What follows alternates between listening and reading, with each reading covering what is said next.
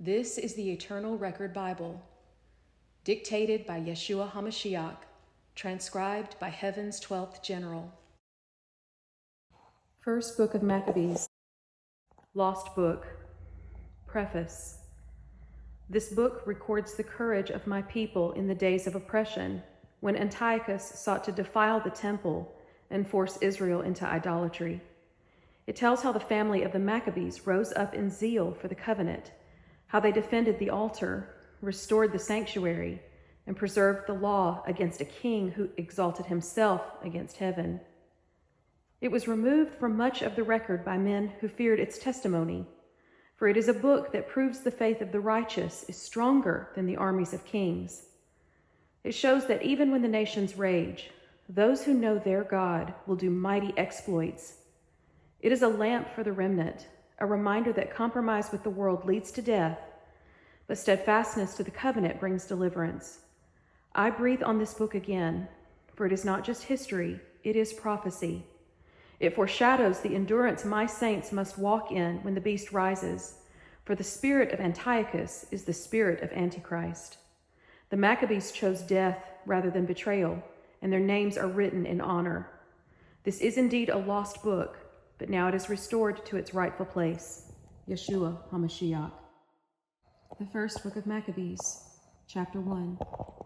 And it happened, after Alexander the son of Philip, the Macedonian, who came out of the land of Kittim, had smitten Darius, king of the Persians and Medes, that he reigned in his stead, the first over Greece. And he made many wars, and won many strongholds, and slew the kings of the earth, and went through to the ends of the earth, and took spoils of many nations, insomuch that the earth was quiet before him, and he was exalted, and his heart was lifted up. And he gathered a mighty strong host, and ruled over countries, and nations, and kings, who became tributaries to him. And after these things he fell sick, and perceived that he should die. Wherefore he called his servants, such as were honorable, and had been brought up with him from his youth, and parted his kingdom among them while he was yet alive. So Alexander reigned 12 years, and then died. And his servants bore rule every one in his place. And after his death they all put crowns upon themselves. So did their sons after them many years, and evils were multiplied in the earth. And there came out of them a wicked root, Antiochus, surnamed Epiphanes, son of Antiochus the king, who had been an hostage at Rome. And he reigned in the 137th year of the kingdom of the Greeks. In those days went there out of Israel wicked men, who persuaded many, saying, Let us go and make a covenant with the heathen that are round about us, for since we departed from them we have had much sorrow. So this device pleased them well. Then certain of the people were so forward herein that they went to the king, who gave them license to do after the ordinances of the heathen. Whereupon they built a place of exercise at Jerusalem, according to the customs of the heathen. And they made themselves uncircumcised, and forsook the holy covenant, and joined themselves to the heathen, and were sold to do mischief. Now, when the kingdom was established before Antiochus, he thought to reign over Egypt, that he might have the dominion of 2 realms. Wherefore he entered into Egypt with a great multitude, with chariots and elephants, and horsemen, and a great navy, and made war against Ptolemy, king of Egypt. But Ptolemy was afraid of him, and fled, and many were wounded to death. Thus they got the strong cities in the land of Egypt, and he took the spoils thereof. And after that Antiochus had smitten Egypt, he returned again in the 143rd year, and went up against Israel and Jerusalem with a great multitude, and entered proudly into the sanctuary, and took away the golden altar, and the candlestick of light, and all the vessels thereof, and the table of the showbread, and the pouring vessels, and the vials, and the censers of gold, and the veil, and the crowns, and the golden ornaments that were before the temple, all which he pulled off. He took also the silver and the gold, the precious vessels. Also he took the hidden treasures which he found. And when he had taken all away, he went into his own land, having made a great massacre and spoken very proudly. Therefore there was great mourning in Israel in every place where they were, so that the princes and elders mourned, the virgins and young men were made feeble, and the beauty of women was changed. Every bridegroom took up lamentation, and she that sat in the marriage chamber was in heaviness. The land also was moved for the inhabitants thereof, and all the house of Jacob was covered with confusion. And after 2 years fully expired, the king sent his chief collector of tribute unto the cities of Judah, who came unto Jerusalem with a great multitude, and spoke peaceable words unto them, but all was deceit. For when they had given him credence, he fell suddenly upon the city and smote it very sore, and destroyed much people of Israel. And when he had taken the spoils of the city, he set it on fire, and pulled down the houses and walls on every side. But the women and children they took captive, and possessed the cattle. Then built they the city of David with a great and strong wall, and with mighty towers, and it became their fortress. And they put therein a sinful nation, wicked men, and fortified themselves therein. They stored it also with armor and victuals, and when they had gathered together the spoils of Jerusalem, they laid them up there, so they became a sore snare. For it was a place to lie in wait against the sanctuary, and an evil adversary to Israel. Thus they shed innocent blood on every side of the sanctuary, and defiled it, insomuch that the inhabitants of Jerusalem fled because of them, whereupon the city was made the habitation of strangers, and became strange to those who were born in her, and her own children left her. Her sanctuary was laid waste like a wilderness. Her feasts were turned into mourning, her Sabbaths into reproach, her honor into contempt. As had been her glory, so was her dishonor increased, and her excellency was turned into mourning. Moreover, King Antiochus wrote to his whole kingdom that all should be one people, and everyone should leave his laws. So all the heathen agreed according to the commandment of the king. Yes, many also of the Israelites consented to his religion, and sacrificed unto idols, and profaned the Sabbath. For the king had sent letters by messengers unto Jerusalem and the cities of Judah, that they should follow the strange laws of the land, and forbid burnt offerings and sacrifice and drink offerings in the temple, and that they should profane the Sabbaths and festival days, and pollute the sanctuary and holy people, set up altars and groves and chapels of idols, and sacrifice swine's flesh, and drove Israel into secret places, even wherever they could flee for refuge. Now, the 15th day of the month Caslu, in the 145th year, they set up the abomination of desolation upon the altar, and built idol altars throughout the cities of Judah on every side, and burned incense at the doors of their houses and in the streets. And when they had torn in pieces the books of the law which they found, they burned them with fire. And whoever was found with any book of the covenant, or if any consented to the law, the king's commandment was that they should put him to death. Thus did they by their authority unto the Israelites every month, to as many as were found in the cities. Now the 25th day of the month they did sacrifice upon the idol altar, which was upon the altar of God.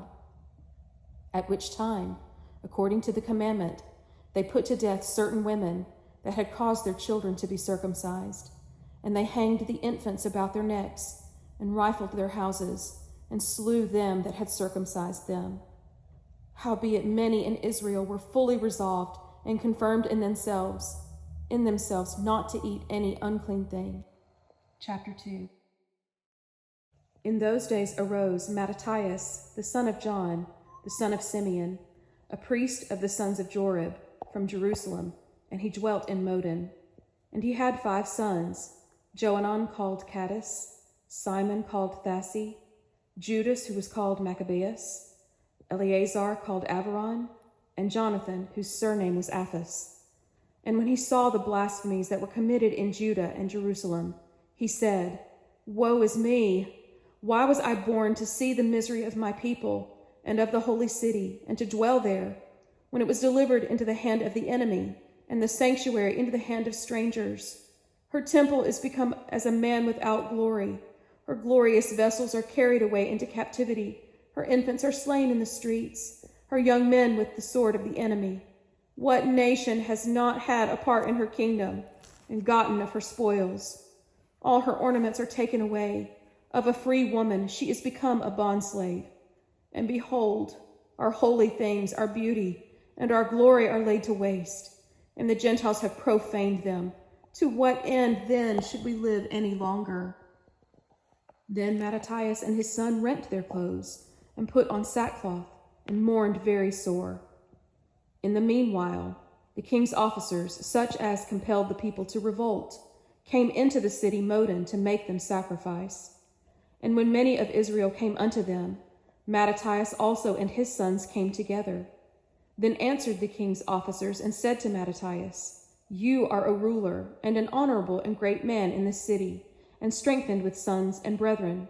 Now therefore come first, and fulfill the king's commandment, like as all the heathen have done, yes, and the men of Judah also, and such as remains at Jerusalem. So will you and your house be in the number of the king's friends, and you and your children will be honored with silver and gold and many rewards. Then Mattathias answered and spoke with a loud voice, Though all the nations that are under the king's dominion obey him, and fall away every one from their religion of their fathers and give consent to his commandments, yet will I and my sons and my brethren walk in the covenant of our fathers. God forbid that we should forsake the law and the ordinances. We will not hearken to the king's words, to go from our religion, either on the right hand or the left. Now when he had left speaking these words, there came one of the Jews in the sight of all to sacrifice on the altar which was at Modin, according to the king's commandment.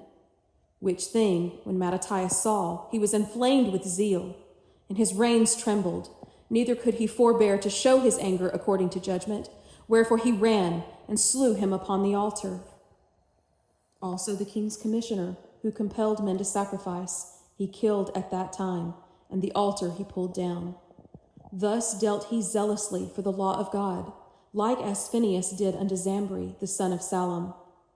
And Mattathias cried throughout the city with a loud voice, saying, Whoever is zealous of the law and maintains the covenant, let him follow me. So he and his sons fled into the mountains and left all that they had in the city.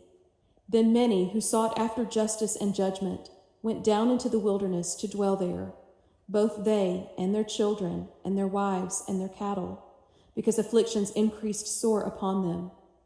Now when it was told the king's servants and the host that was at Jerusalem in the city of David, that certain men who had broken the king's commandment were gone down into the secret places in the wilderness, they pursued after them a great number, and having overtaken them, they camped against them and made war against them on the Sabbath day. And they said unto them, Let that which you have done hitherto suffice. Come forth, and do according to the commandment of the king, and you will live. But they said, We will not come forth, neither will we do the king's commandment, to profane the Sabbath day. So then they gave them battle with all speed.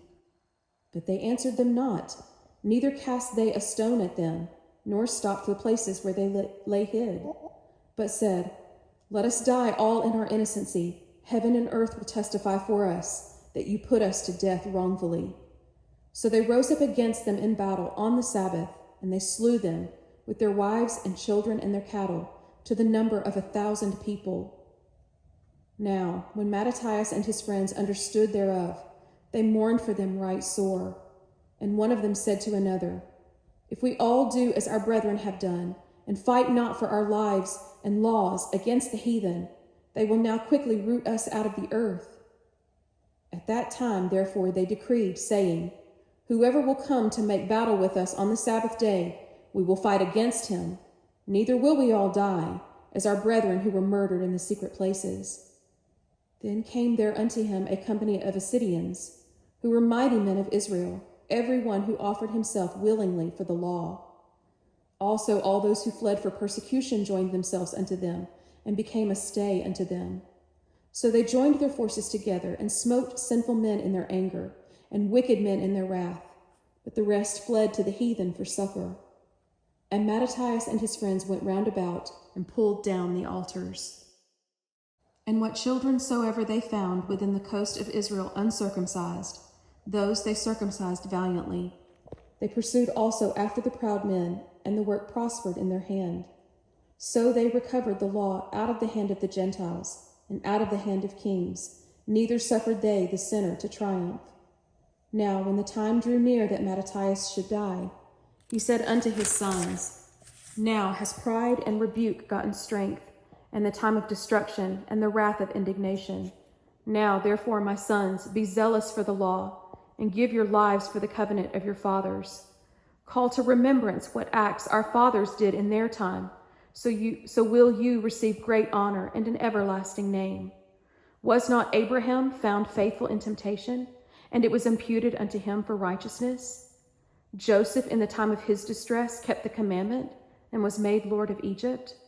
Phinehas our father, in being zealous and fervent, obtained the covenant of an everlasting priesthood. Jesus, or Joshua, for fulfilling the word, was made a judge in Israel. Caleb, for bearing witness before the congregation, received the heritage of the land. David, for being merciful, possessed the throne of an everlasting kingdom. Elijah, for being zealous and fervent for the law, was taken up into heaven. Hananiah, Azariah, and Mishael believed and were saved out of the flame.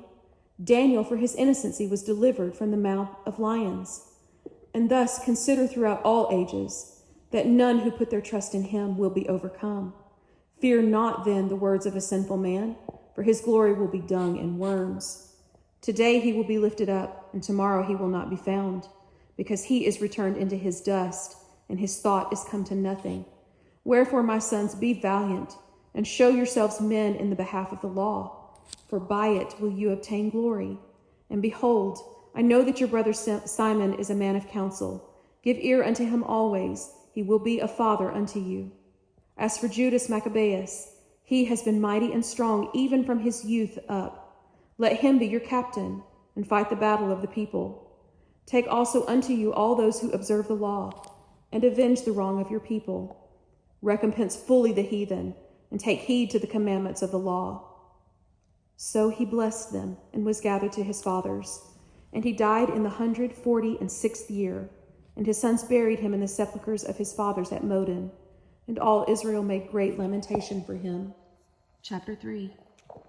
Then his son Judas, called Maccabeus, rose up in his stead. And all his brethren helped him, and so did all those who held with his father. And they fought with cheerfulness the battle of Israel. So he obtained great honor for his people, and put on a breastplate as a giant, and girt his warlike harness about him. And he made battles, protecting the host with his sword. In his acts he was like a lion, and like a lion's whelp roaring for his prey. For he pursued the wicked, and sought them out, and burned up those who troubled his people.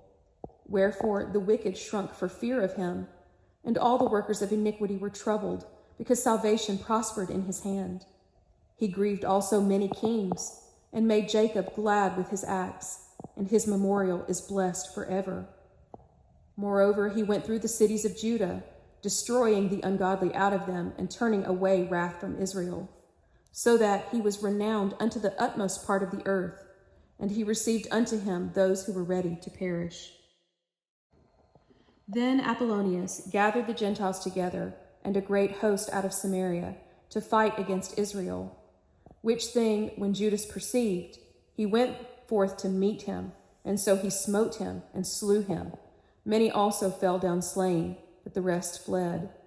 Wherefore Judas took their spoils, and Apollonius' sword also, and therewith he fought all his life long. Now, when Saron, a prince of the army of Syria, heard say that Judas had gathered unto him a multitude and a company of the faithful to go out with him to war, he said, I will get me a name and honor in the kingdom, for I will go fight with Judas, and those who are with him, who despised the king's commandment. So he made him ready, and there went with him a mighty host of the ungodly to help him, and to be avenged of the children of Israel.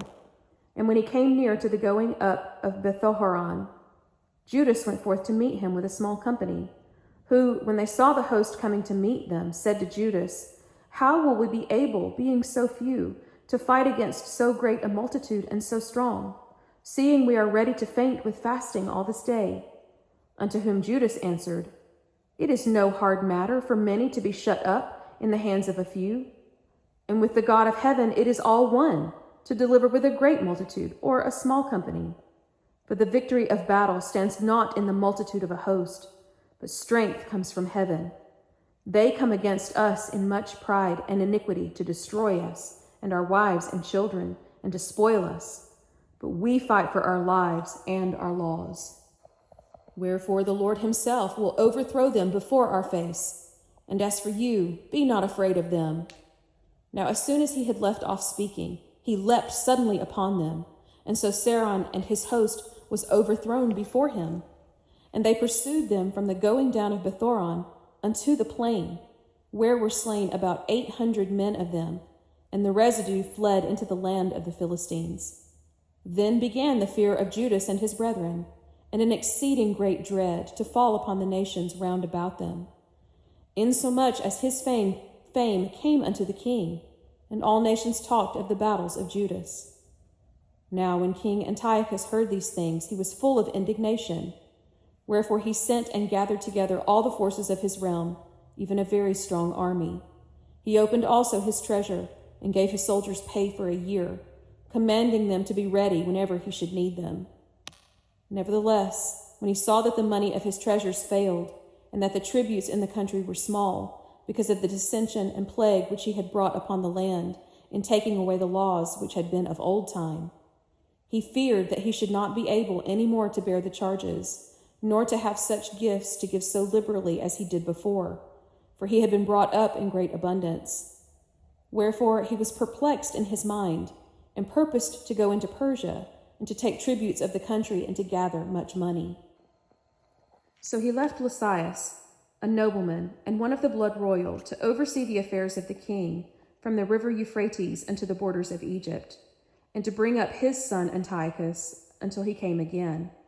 Moreover, he delivered unto him the half of his forces and the elephants, and gave him charge of all things that he would have done, as also concerning those who dwelt in Judah and Jerusalem. To wit, that he should send an army against them, to destroy and root out the strength of Israel and the remnant of Jerusalem, and take away their memorial from that place. And that he should place strangers in all their quarters, and divide their land by lot. So the king took the half of the forces that remained, and departed from Antioch, his royal city, the 147th year, and having passed the river Euphrates, he went through the high countries.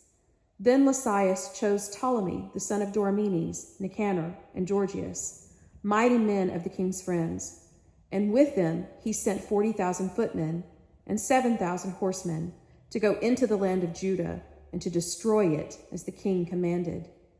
So they went forth with all their power, and came and pitched by Emmaus in the plain country. And the merchants of the country, hearing the fame of them, took silver and gold very much with servants, and came into the camp to buy the children of Israel for slaves. A power also of Syria and the land of the Philistines joined themselves unto them. Now when Judas and his brothers saw that miseries were multiplied, and that the forces did encamp themselves in their borders, for they knew how the king had given commandment to destroy the people, and utterly abolish them, they said one to another, Let us restore the decayed estate of our people, and let us fight for our people and the sanctuary. Then was the congregation gathered together, that they might be ready for battle, and that they might pray and ask mercy and compassion. Now Jerusalem lay void as a wilderness. There was none of her children that went in or out. The sanctuary also was trodden down, and aliens kept the stronghold. The heathen had their habitation in that place, and joy was taken from Jacob, and the pipe with the harp ceased. Wherefore the Israelites assembled themselves together, and came to Mizpah, over against Jerusalem. For in Mizpah was the place where they prayed aforetime in Israel.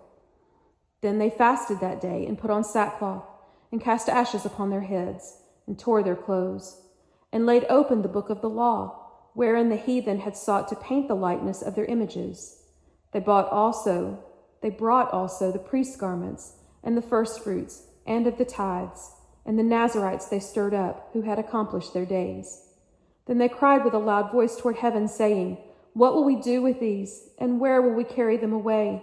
For your sanctuary is trodden down and profaned, and your priests are in heaviness and brought low. And behold, the heathen are assembled together against us to destroy us. What things they imagine against us, you know.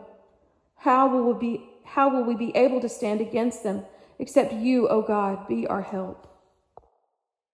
Then they sounded with trumpets and cried with a loud voice. And after this, Judas ordained captains over the people, even captains over thousands, and over hundreds, and over 50s, and over 10s.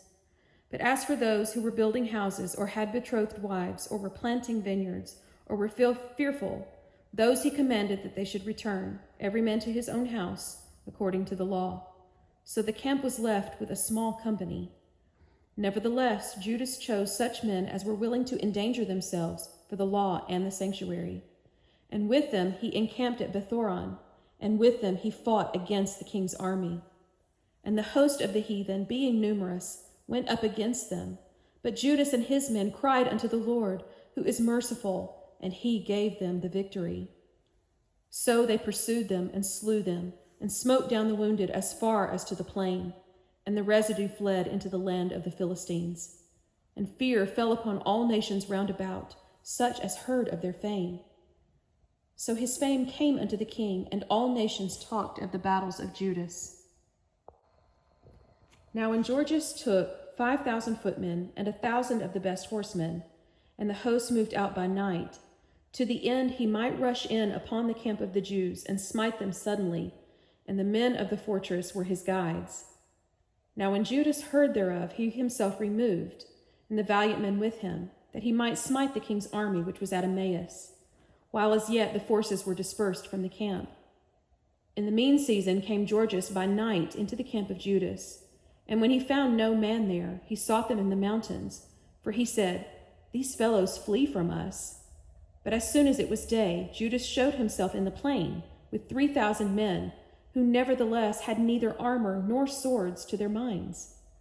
And they saw the camp of the heathen, that it was strong and well harnessed, and compassed round about with horsemen, and these were expert in war. Then said Judas to the men who were with him, Fear not their multitude, neither be afraid of their assault. Remember how our fathers were delivered in the Red Sea, when Pharaoh pursued them with an army. Now therefore let us cry unto heaven, if perhaps the Lord will have mercy upon us, and remember the covenant of our fathers, and destroy this host before our face this day. That so all the heathen may know that there is one who delivers and saves Israel. Then the strangers lifted up their eyes and saw them coming over against them. Wherefore they went out of the camp to battle, but those who were with Judas sounded their trumpets. So they joined battle, and the heathen, being discomfited, fled into the plain. But all the hindmost of them fell by the sword, and they pursued them unto Gazara, and unto the plains of Idumea, and Azotus, and Jamnia, so that there were slain of them about 3,000 men. This done, Judas returned again with his host from pursuing them, and said to the people, Be not greedy of the spoil, inasmuch as there is a battle before us. And Georgius and his host are here by us in the mountain, but stand you now against your enemies and overcome them, and after this you may boldly take the spoils. As Judas was yet speaking these words, there appeared a part of them looking out of the mountain, who, when they perceived that the Jews had put their host to flight, and were burning the tents, for the smoke that was seen declared what was done.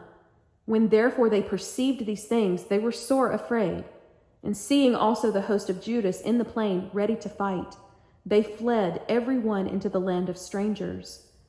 Then Judas returned to spoil the tents, where they got much gold and silver and blue silk and purple of the sea and great riches. After this they returned home and sang a song of thanksgiving and praised the Lord in heaven, because it is good, because his mercy endures forever. Thus Israel had a great deliverance that day. Now all the strangers who had escaped came and told Lysias all that had happened, who, when he heard thereof, was confounded and discouraged, because neither such things as he would were done unto Israel, nor such things as the king commanded him were come to pass. The next year, therefore following, Lysias gathered together 70,000 choice men of foot, and 5,000 horsemen, that he might subdue them. So they came into Idumea, and pitched their tents at Bethsura, and Judas met them with 10,000 men. And when he saw that mighty army, he prayed, and said, Blessed are you, O Savior of Israel, who did quell the violence of the mighty man by the hand of your servant David, and gave the host of strangers into the hands of Jonathan the son of Saul and his armor-bearer. Shut up this army in the hand of your people Israel, and let them be confounded in their power and horsemen. Make them to be of no courage, and cause the boldness of their strength to fall away, and let them quake at their destruction. Cast them down with the sword of those who love you, and let all those who know your name praise you with thanksgiving. So they joined battle, and there were slain of the host of Lysias about 5,000 men. Even before them were they slain. Now, when Lysias saw his army put to flight, and the manliness of Judas's soldiers, and how they were ready either to live or die valiantly, he went into Antioch, and gathered together a company of strangers, and having made his army greater than it was, he purposed to come again into Judea.